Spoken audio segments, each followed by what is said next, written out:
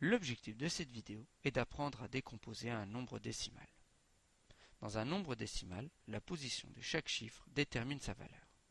En effet, un nombre décimal est composé de sa partie entière et de sa partie décimale. Prenons par exemple le nombre 437,82. Dans sa partie entière, 437, le chiffre 7 est celui des unités. Le chiffre 3 est celui des dizaines. Il signifie donc 30. 4 est le chiffre des centaines. Il vaut donc 400. Dans sa partie décimale, 82, le chiffre 8 est celui des dixièmes. Il vaut donc 0,8.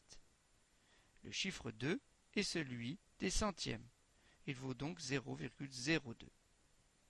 Décomposons maintenant un autre exemple.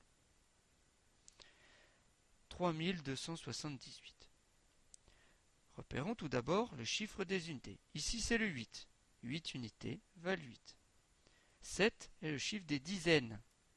Il vaut donc 70. 2 est le chiffre des centaines. Il vaut donc 200. 3 est le chiffre des milliers. Il vaut donc 3000.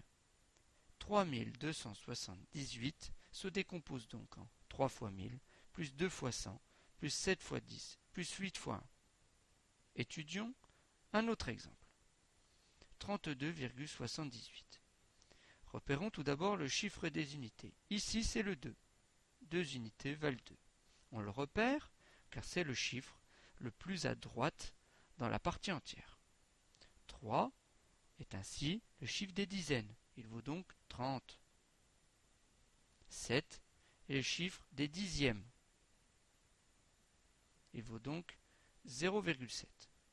8 est le chiffre des centièmes. Il vaut donc 0,08.